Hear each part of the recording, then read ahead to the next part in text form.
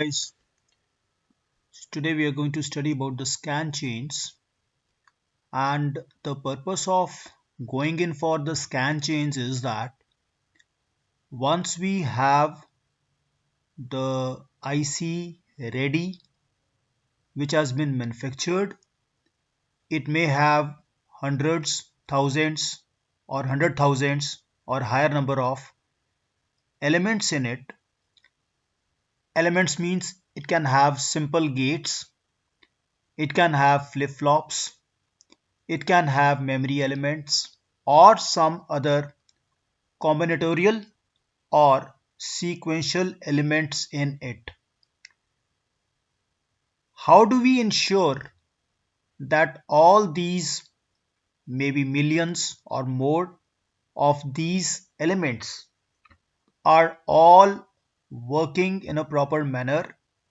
There is no physical defect at the time of manufacturing, because when the whole thing is getting manufactured at bulk, we don't want any chip to have any hidden physical defect which may remain unmanifested for its major part of the life, and under only in certain conditions it may get manifested, but that manifestation may be too costly.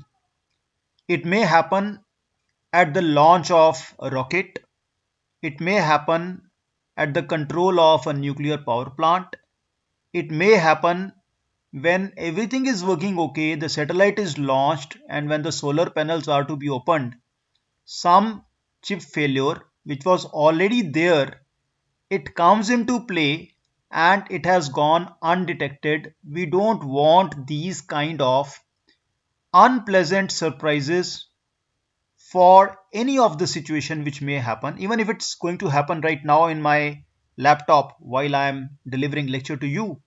It's not a pleasant surprise. We don't want these kind of surprises. So we want to ensure that if at all the chip having millions of elements in it has a single element which is defected, which is defective at the time of manufacturing itself, it should not go undetected before it is going to the final assembly of that particular uh, digital device. So what is the way out? You may think that it's not possible for us to detect so many number of gates and so many number of flip-flops and so many number of memory elements and other sequential elements or combinatorial elements inside a chip which has limited number of input pins, which has limited number of output pins. How is it possible to know all this? Make an internal scan? It's not possible. But well, friends, once we are into a total digital domain, we cannot take these risks. The entire chip, it is designed in a way we may spend more in designing it. We may spend more time and cost in fabricating the chip, but this chip has to be testable. We cannot just let go the things assuming that it is okay. The design has to be testable such a manner that after it comes out of the manufacturing unit, it has to pass through this test. Entire internal scan has to be made for the chip before it is tested okay. Once it is tested okay, it means that at the time of manufacturing, it has passed through, there is no defect.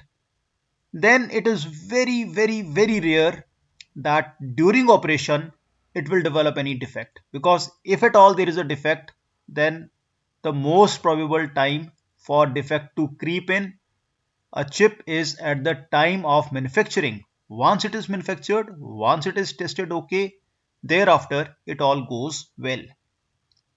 So friends, there is a way out for doing this impossible looking task, and that is by making use of what we call it as scan chains. So what you see in the figure, We will be discussing this figure again and again in parts and bits. But what you see in the figure over here is just to give you a glimpse or to give you an idea that you have this cloud, which is basically some kind of combinatorial logic. It may have hundreds, thousands, or hundreds of thousands of logical gates. These are simple logical gates. They are not wired to form any sequential circuits. They are only combinatorial logics. They may have large number of gates, and these gates can be excited. These gates can be given some input, and the output of these gates can be captured. So depending upon we simulate these gates by whatsoever should be the input corresponding to that whatsoever should be the output. These simulation files are already available with us, and as per that we give the actual inputs to these gates which are there in the cloud through a chain of flip-flops. As you can see three flip-flops. There are actually hundreds of such flip-flops, or even more than hundreds. It's hundreds is only figure of speech, where all these test patterns are added to the flip-flop. We will discuss in detail. These test patterns excite the gates, and the gates give some output. Those outputs are captured, and finally those output of the gates is captured and studied and analyzed, and it should match with the simulated results. If they match, we say this IC has passed the scan test. And if it fails, then you simply throw away. There is no fun in correcting. You reject the IC and check for the next.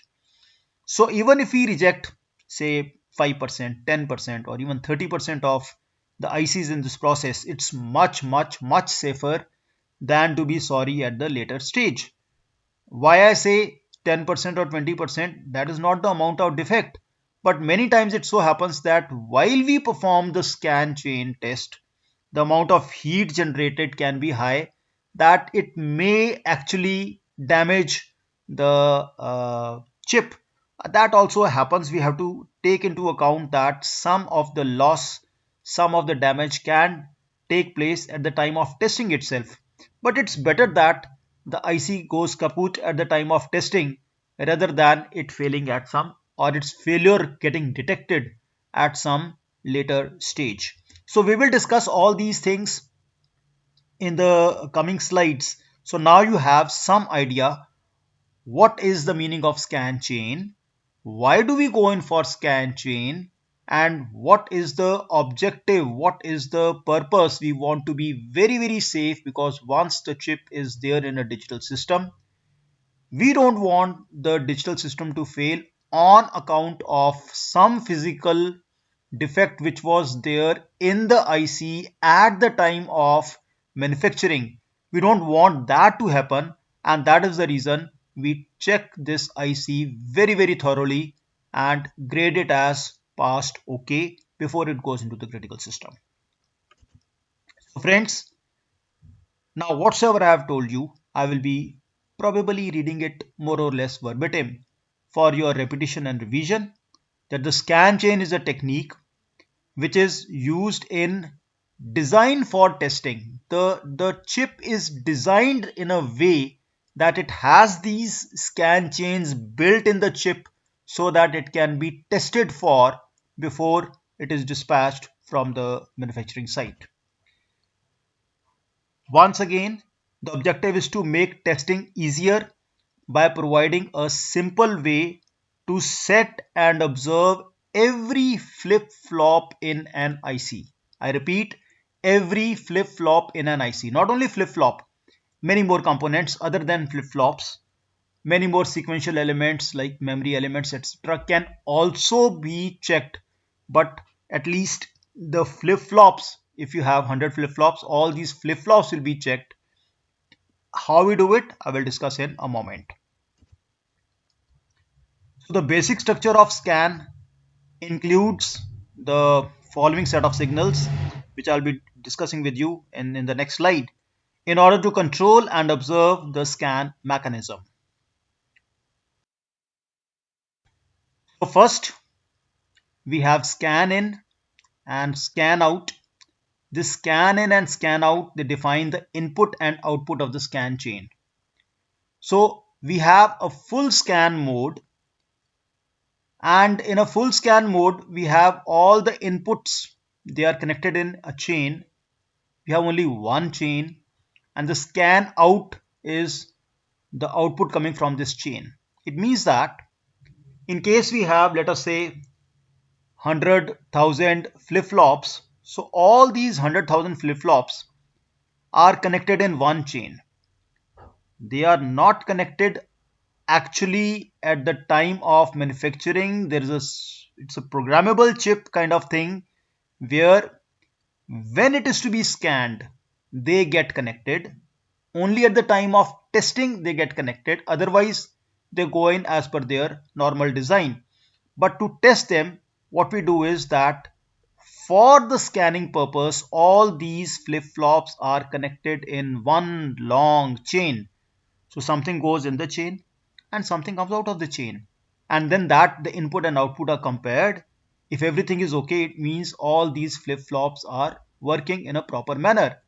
So in this chain, even if a single flip-flop is not working, then the output will not be same as the input, and you will get to know that this IC is not working because some one flip-flop is not behaving properly, and the IC is outrightly rejected.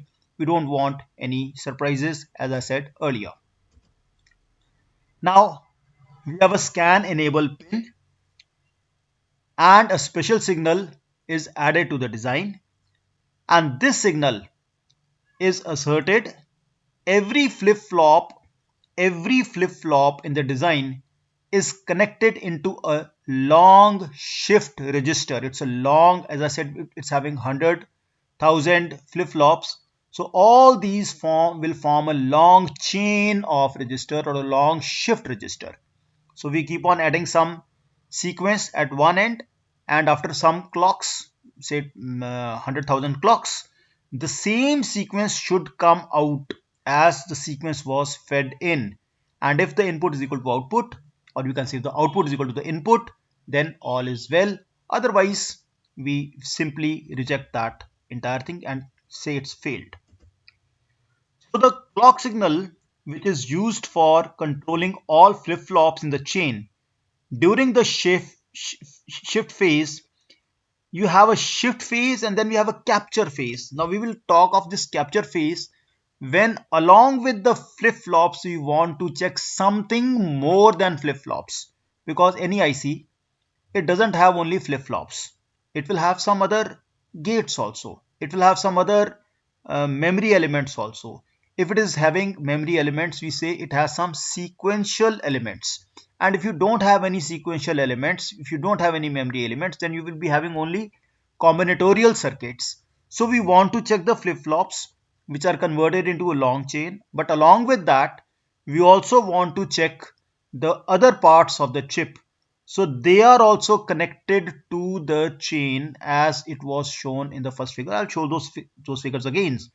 So an arbitrary pattern can be entered into the chain of flip-flops, and the state of every flip-flop can be read out. How it is done? That's something interested. Why do we need to study the state of every flip-flop? What is the meaning of capture mode? This all we'll be studying in a while in the next slides. So friends, first of all, we go in for full scan design. It's very simple.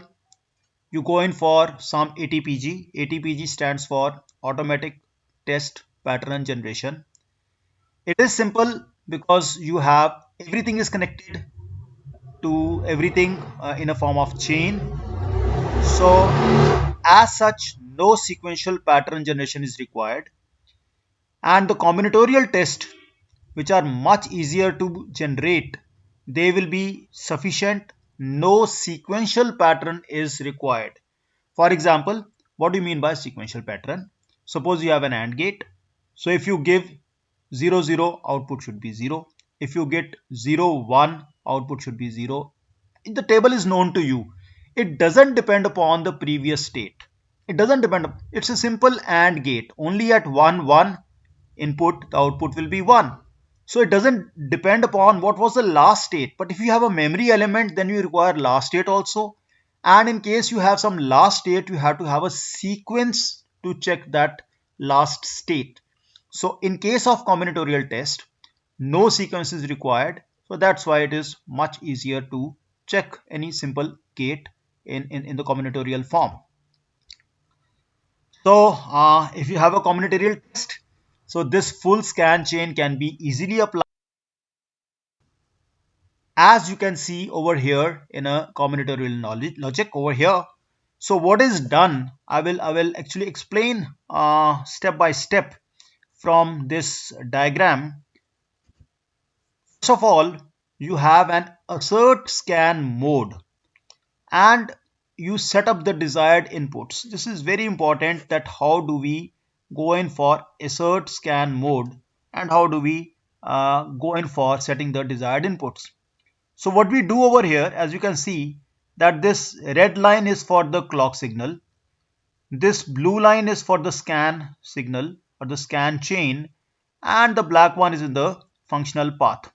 So what we do is that when we have to check this combinatorial logic, we already have to checking this logic, we already have these flip-flops are built in the chip to check this combinatorial logic.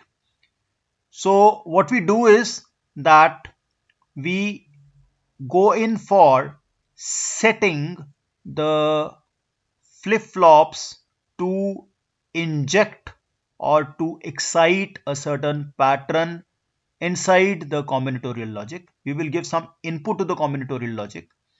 This input to the combinatorial logic is going from this point and from this point and from number of such flip-flops. I'm just showing, two flip-flops over here to inject. I'm showing these two flip-flops over here to capture. So total we have 3, but actually you may have n number of flip-flops for injecting and n number of flip-flops for capturing. So total you will be having n plus 1 flip-flops. I will just repeat this. Right now we are making use of these two flip-flops. As you can see, this flip-flop and this flip-flop to inject the input at this point to the combinatorial logic and to this point in the combinatorial logic. Here it's what the input goes in, and once the output of this logic is to be captured, it will be captured by this input over here and this input over here. So you have total of 3 flip-flops, 2 for making input, 2 for making output, but these 2 are for input, and again this one is common. These 2 are for the output. Total we are using 3 flip-flops only. But suppose you have 100 flip-flops for making input, and you can say this is 1, and then you have second, and you have third, and then you have fourth, and you have 5, and so on up to 100. So these hundreds will be used for giving an input to the combinatorial logic, and starting from this one you will have first and then second and then the fourth and fifth and sixth and 99th and 100th, and this will be the last one over here, the 100th one. So total you will have 100 plus 1 flip-flops. Starting from left to this point, these 100 are for inputting.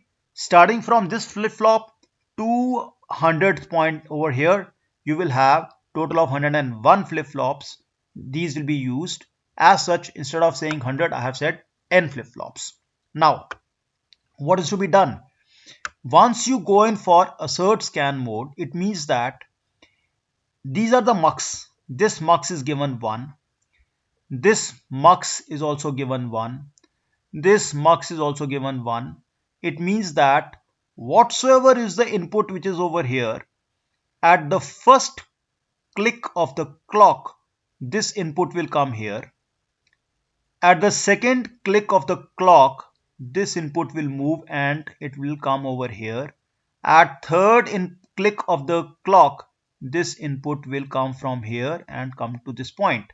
So whatsoever is the pattern, if you want to give pattern 1 0 1, so finally you will have 1 over here and 0 over here and 1 over here. All this will be connected through this scan port.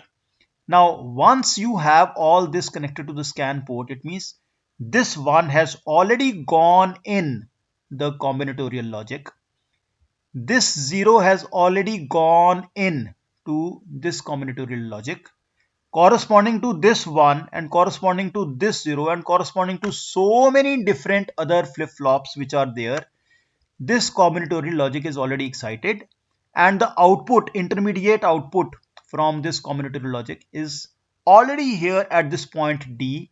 It is already here at this point D, but somehow because you are in scan port, this blue line is active. So this blue line will not be capturing this D, will not be capturing this D. You have to disconnect it. You have to deactivate it. You have to deassert this scan mode. So once you deassert it, then what will happen? Then in the next click of the clock after you have deasserted, then instead of getting the data from here, it will get the data from here. Why? Because this mux is now having this, it's not enabled, so it's the corresponding to the input 0 over here.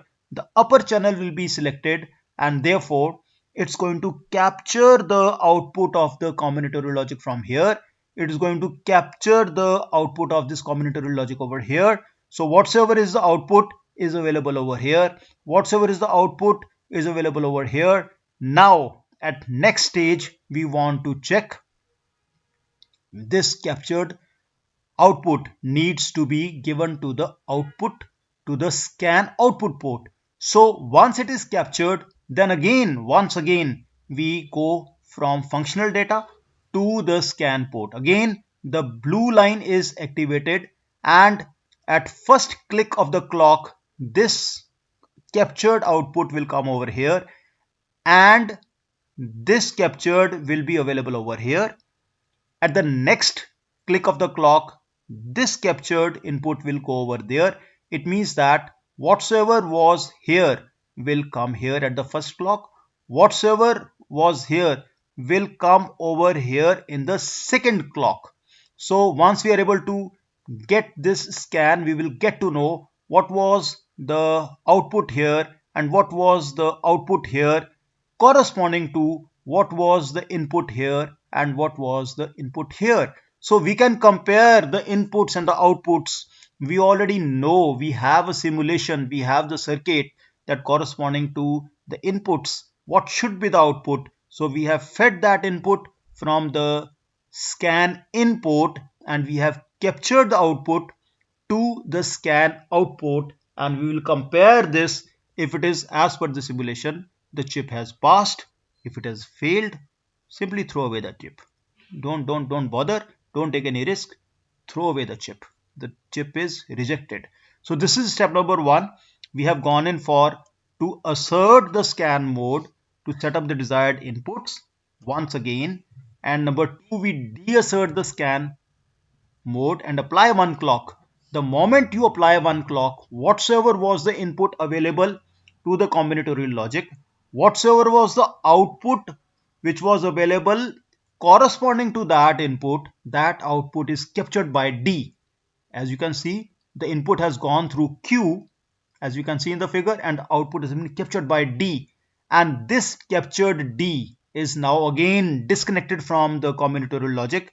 We again go in for assert mode, and whatsoever was the input which was captured from the various different muxes, we have just shown few, there are hundreds, there can be thousands.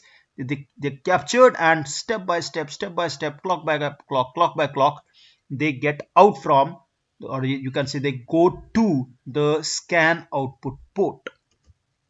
So once you reassert the scan mode, you see if the combinatorial test has passed or not.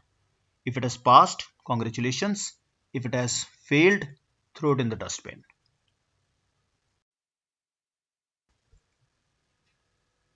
So friends, it's quite possible that you may not have a full scan design. The chip may be having sequential circuits. It may not be as simple as it was shown in the previous slide. It can have some memory elements that are not part of the scan chain.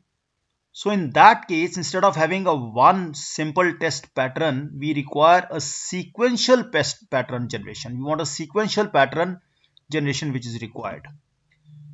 So the test pattern generation for sequential circuit, it searches for a sequence of vectors.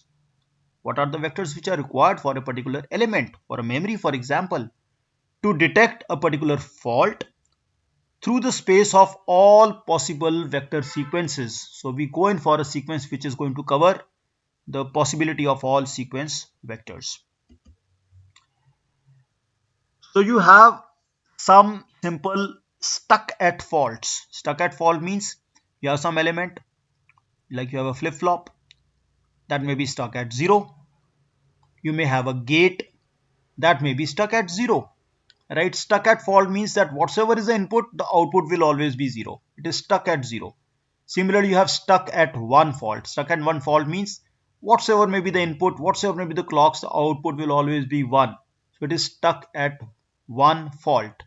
So these are simple faults, relatively simple faults, because we have something more complex we will be discussing in a few minutes from now. Even a simple stuck at faults, they require some sequence of vectors for detection in a sequential circuit. So, sequential circuit testing is more complicated as compared to combinatorial circuit testing. Due to the presence of memory elements, the controllability and observability of internal signals in a sequential circuits are in general much more difficult, as I've just explained to you, than those in a combinational logical circuits. So to go in for dealing with this kind of complexity, we have to have sequential ATPG, automatic test pattern generators. These are much higher than in case of combinational ATPG.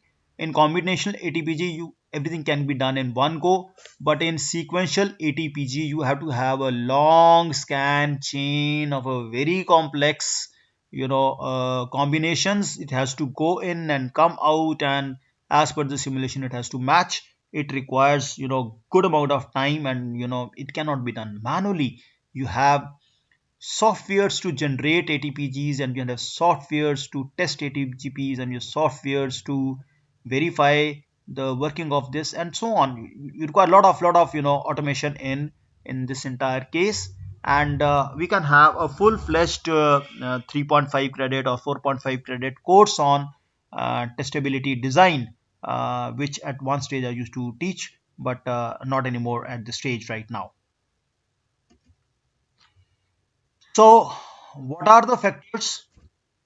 You can have partial scans because there's a lot of complexities there, and in partial scan you have only some of the flip-flops are connected to the chains. In some other variants you have multiple scan chains where you can have two or more scan chains. They are built in parallel. Why do we have two or more scan chains? It's simply to reduce the time to load and to reduce the time to observe and to make this testing faster. This is another variant which can go in for the ATPG system of the things. And you have test compression. I will not go into the details of this test compression. The input to the scan chain is provided by on-board logic. I'm not going to discuss this for the time being.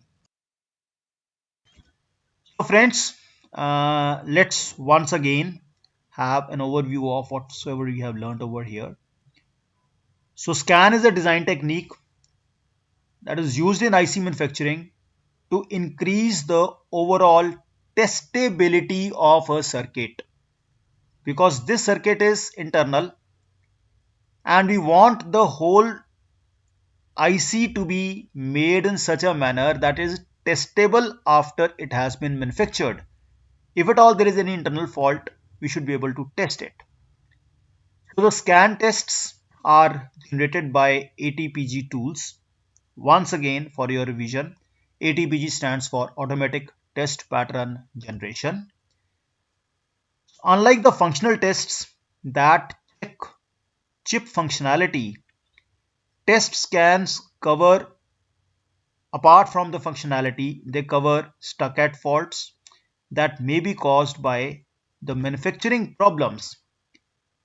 The physical manufacturing defects, there can be many physical manufacturing defects. You can have, for example, silicon defect, you can have photoelectric defect, you can have mask contamination, and so on and so forth. In addition to that, you can have other defects, like you can have process variation, you can have defective oxides, and these all defects, they cause some electrical defects. So these electrical defects you will be able to understand in a much easier manner.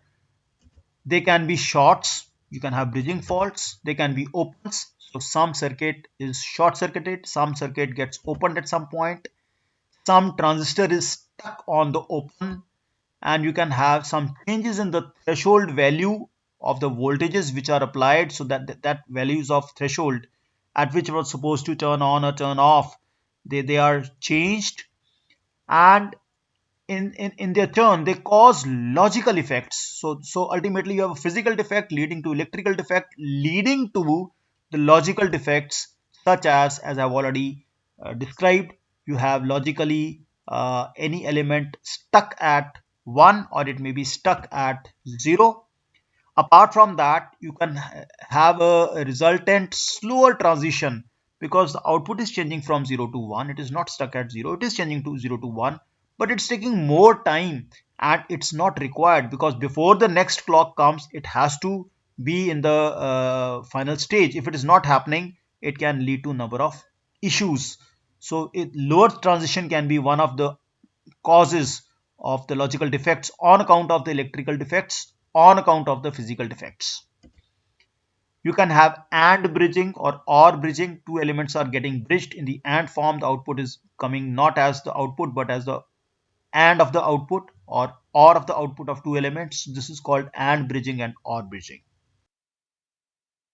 So now you can see over here that first of all you have a physical defect. Physical defect is something which is happening over here. This silicon has got defective, and on account of that you have electrical defect. The electrical defect is that you get a resistance over here which was not supposed to be here, and because of this resistance which is there is a leakage over here, and on account of that you have the logical defect. Logical defect is that this output Z is connected to this ground, and so this particular gate is stuck at 0.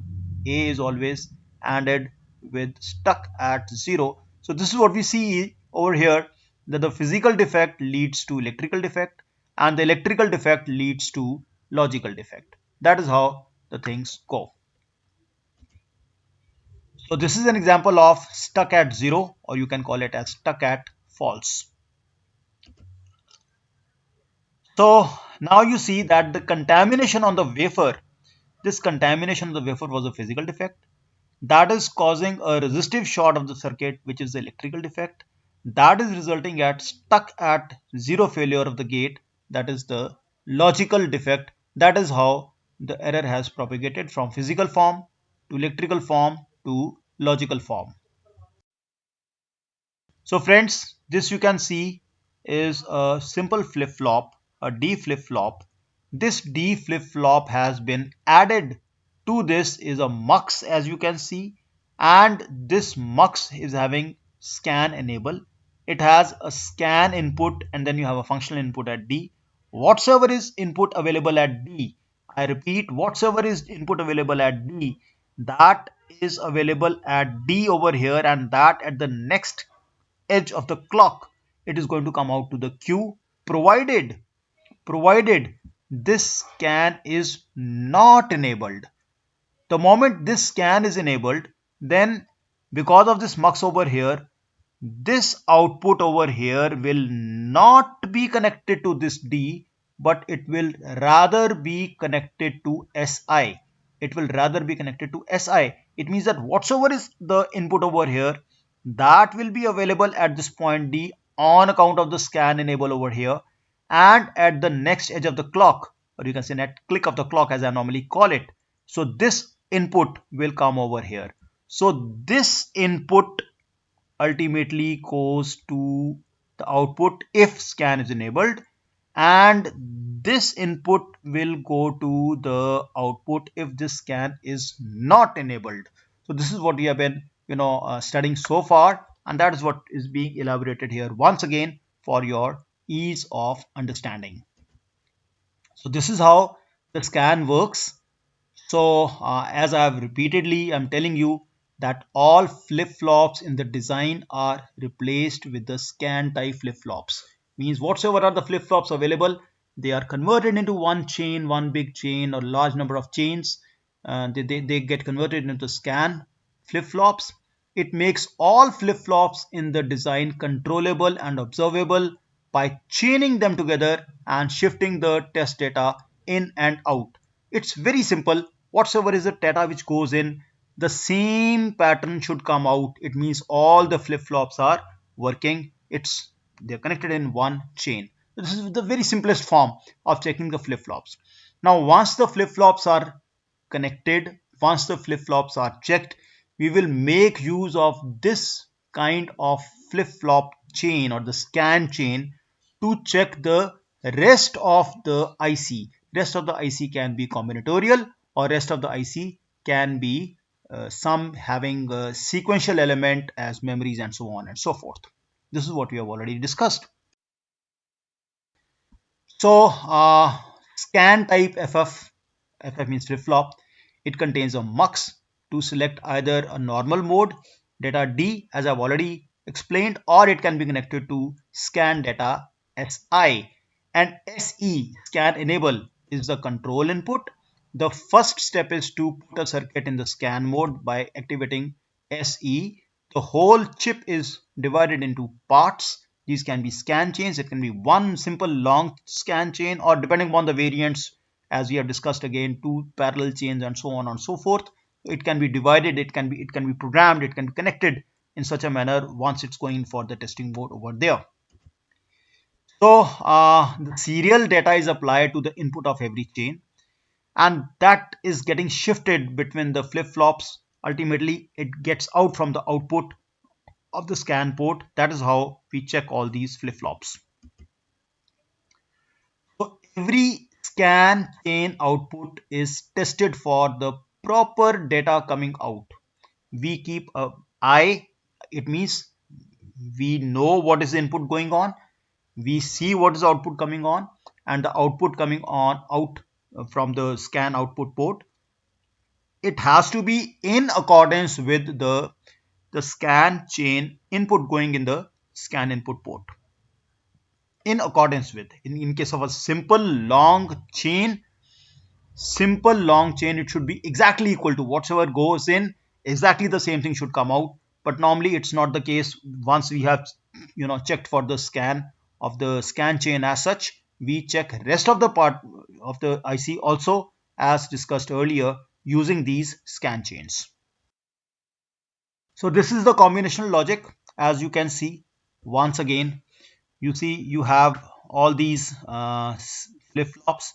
They are, first of all, they are configured, they are converted into a long scan chain, and we check for all these. We give some input over here and the same output should come over here.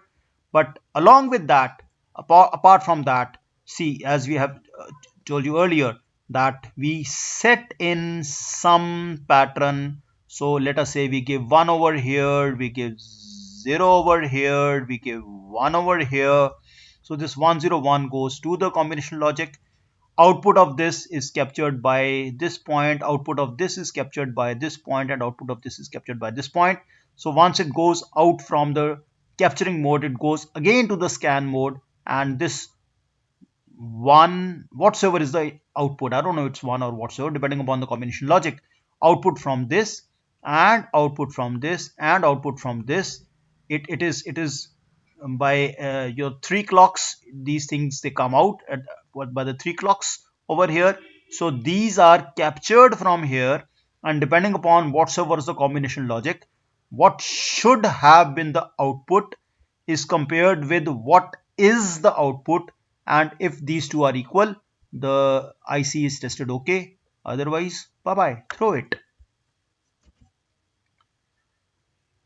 So the nice part is that the ATBG tool, it does all flip-flop replacements automatically based upon the design setup file. It is prepared by the designer. We don't have to do anything. Everything is designed for automatically, and the ATBG tool, it's able to configure it in in a moment and check for the entire thing. Now, you know, we have the flip-flops. We anyway have the flip-flops, but the moment we want these flip-flops to be converted into a scan mode, so that may take some more area, because more number of connections and more number of programmable connections, have switches have to be made in over there to convert all these flip-flops into the scan chain mode. So that may take something like 15 to 30% of the area. It means that the chip cost will go higher, because it is made to be testable. It is designed so that it's a testable design. So the total uh, area per flip flop will increase. The total cost of the chip, because it's a testable chip now, it's designed to be tested before it is dispatched on the manufacturing point. Its cost increases, but that cost is worth, because again, I'm using the same expression again and again, we don't want any unpleasant surprises at the later stage. So friends, this was mostly about the scan chains, which we have discussed quite in detail. But then there are other ways also to check the integrated ICs, especially the CMOS ICs, and these methods, or another method is called IDDQ. IDDQ sounds very odd, but here Q stands for quiescent, and IDD means it's for the supply current. So the supply current is that whatsoever is the current which is drained by the IC from the voltage source as such, and when it is in quiescent state. Quiescent means when the circuit is not switching, when everything is static, when everything all is well. In that quiescent state, whatsoever is the circuit current which is being drained, and again there are several tests for this. So IDD is the supply current and Q is for the quiescent, and that's why you have the name IDDQ testing. This is one of the tests which is performed in most of the cases, for the especially for the kind of chips which have not been designed for being tested by these scan chains and all that stuff. So the current consumed in the state is commonly called, as I said, IDDQ. IDD bracket QQ for quiescent. Hence it gets a name like this. And this IDDQ testing, it uses a principle that in correctly operated quiescent CMOS digital circuit, there is no static current path. There should be no zero, it should be no current or zero current, but you may have some amount of leakage current that is taking place between the power supply and the ground. So under most of the condition, it should be as small as possible. If it is not so, it means the entire thing is defective. So you have many common semiconductor manufacturing faults which will actually cause the current to increase by orders of magnitude, 10 times, 100 times, 1000 times, and that can be easily detected. So this has an advantage of checking the chips for many possible flaws with just one measurement. Simply measure IDDQ and you will get to know, which may not be otherwise available in many stuck at faults, because stuck at fault may not be increasing IDQ as such. So this IDDQ testing is somewhat more complex than simply measuring the supply current. We have some other variants and other issues which are beyond the scope of the current discussion, because we have already overshot the time. So friends, this you can see is a simple flip-flop, a D flip-flop. This D flip-flop has been added to this is a mux, as you can see, and this mux is having scan enable. It has a scan input and then you have a functional input at D. Whatsoever is input available at D, I repeat, whatsoever is input available at D, that is available at D over here, and that at the next edge of the clock it is going to come out to the Q, provided this scan is not enabled. The moment this scan is enabled, then because of this mux over here, this output over here will not be connected to this D, but it will rather be connected to SI. It will rather be connected to SI. It means that whatsoever is the input over here, that will be available at this point D, as you can see over here in a combinatorial knowledge logic over here. So what is done, I will actually explain step by step from this diagram. First of all, you have an assert scan mode and you set up the desired inputs. This is very important, that how do we go in for assert. That's enough. We have already covered. This was beyond the call of our syllabus. Strictly speaking, we do not discuss these things as per the syllabus. We are in the process control. But I thought that I will be sharing some of the knowledge so that you have now been acquainted to some of the uh, terms and the concepts, and the, like, scan chain is a concept, and all these you should know. You might be landing up in the some semiconductor industry later, and you will remember these things having being introduced to this beyond the call of this last lecture in the series over here. So I hope you have gained something from this lecture. So in case you have any queries, this is the last of the series lecture. You can contact me through Zoom sessions, WhatsApp, or whatsoever, normal phone calls, face to face, as the things may be. And I thank you for this long lecture, which I could have done in 2 or even 3 parts. I have tested your patience, just the way we test the IC chips. I have tested your patience, and I hope you have all gone through very well. Cheer up now, everything is over. Stay safe and enjoy learning. Bye bye. Friends, this was mostly about the scan.